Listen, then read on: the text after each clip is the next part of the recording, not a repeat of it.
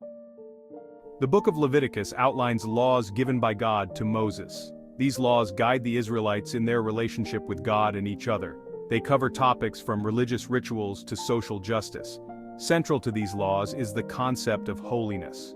Offerings were a tangible way to express devotion and atone for sins. They were central to worship and the relationship with God. These laws offer insights into the nature of God and the importance of obedience.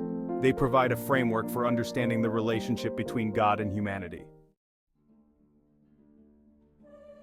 The sacrificial system was at the heart of the Israelites' relationship with God. It provided a means for them to approach God, acknowledge their sinfulness, and receive forgiveness.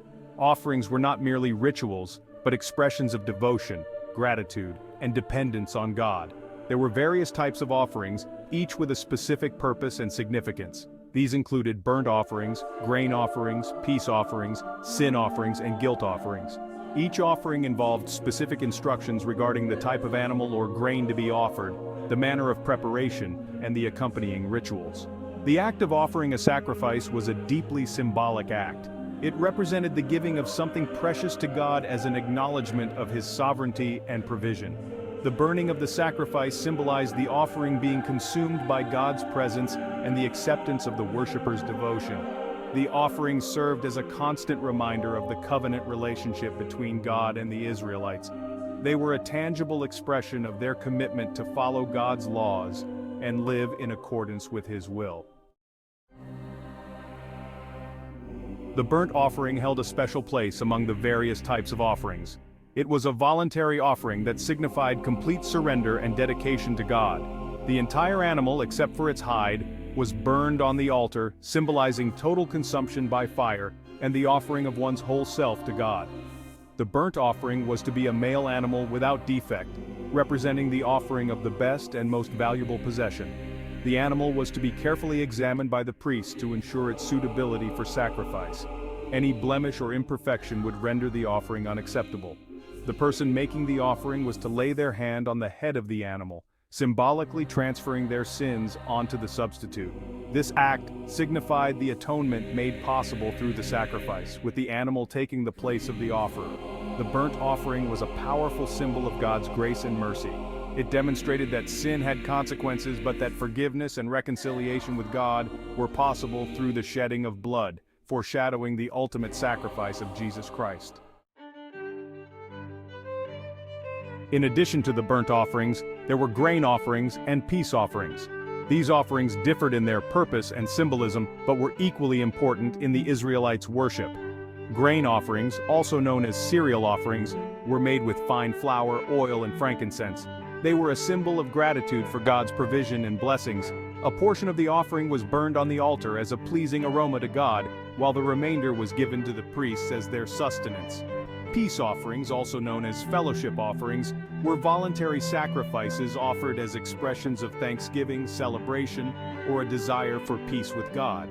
These offerings involved a shared meal between the offerer, their family, and the priests, symbolizing fellowship and communion with God and with one another. Both grain offerings and peace offerings highlighted the importance of gratitude, generosity, and fellowship in the Israelites' relationship with God. They demonstrated that worship was not merely about seeking forgiveness, but also about expressing joy, thankfulness, and a desire for closeness with God. Section 5. Offerings for unintentional sins, making things right. The sacrificial system also addressed the reality of sin in the lives of the Israelites. Recognizing that people were prone to make mistakes, God provided a way for them to seek forgiveness and restoration even when they sinned unintentionally. For unintentional sins, also known as sins of ignorance, a sin offering was required. The type of animal offered depended on the social status of the person who had sinned. For example, a leader was required to offer a bull, while a commoner could offer a goat or a lamb. The blood of the sin offering was sprinkled on the altar, symbolizing the cleansing of sin. The fat of the animal was burned on the altar as a pleasing aroma to God, while the rest of the animal was given to the priests. The sin offering served as a reminder that even unintentional sins had consequences and required atonement.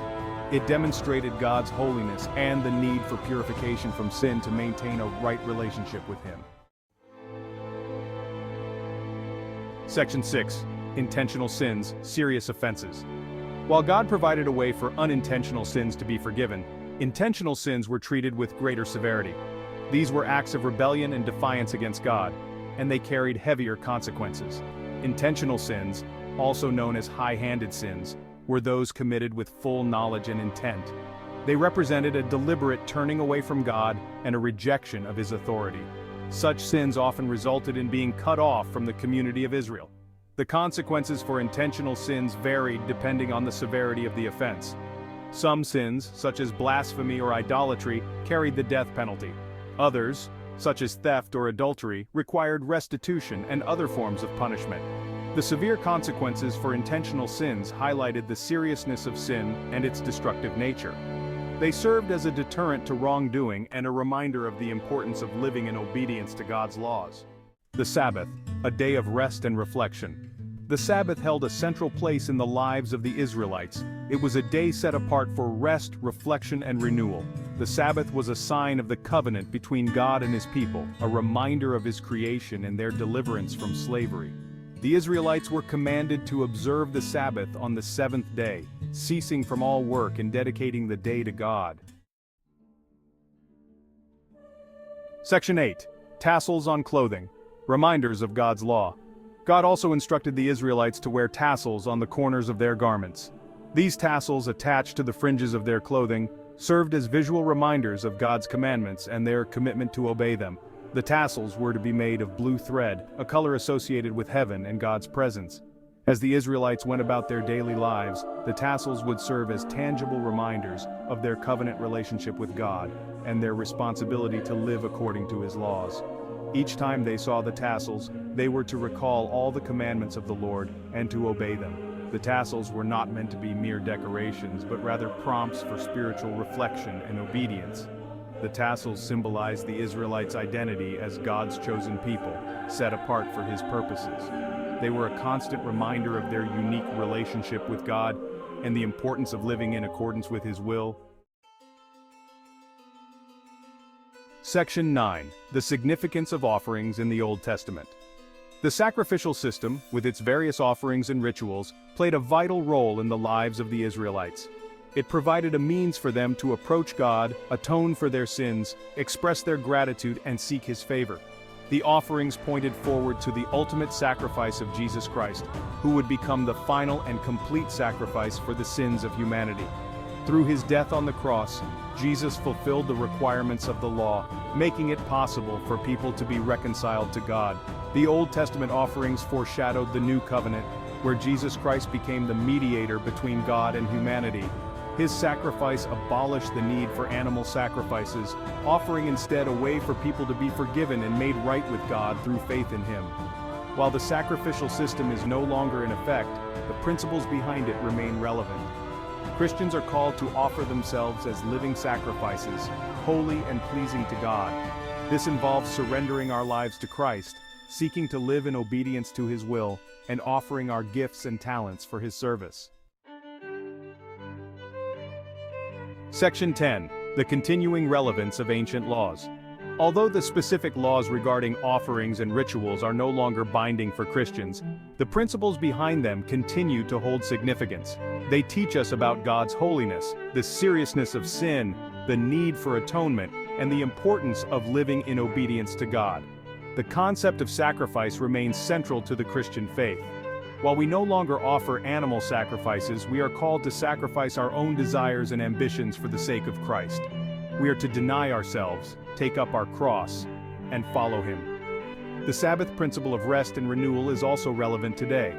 While Christians are not bound to observe the Sabbath on a specific day of the week, we are encouraged to set aside regular time for rest, worship, and spiritual reflection. The ancient laws of offerings and rituals provide a framework for understanding God's character and His expectations for His people. While the outward forms may have changed, the underlying principles of sacrifice, obedience, and devotion remain timeless and essential for living a life that honors God. Living in covenant with God, the laws given to Moses were part of God's covenant with the Israelites. They guided their relationship with God and set them apart as His chosen people. These laws offer insights into God's nature and the importance of living in covenant with Him. As followers of Christ, we are under a new covenant through Jesus' sacrifice. We are called to live as living sacrifices, honoring God in all we do.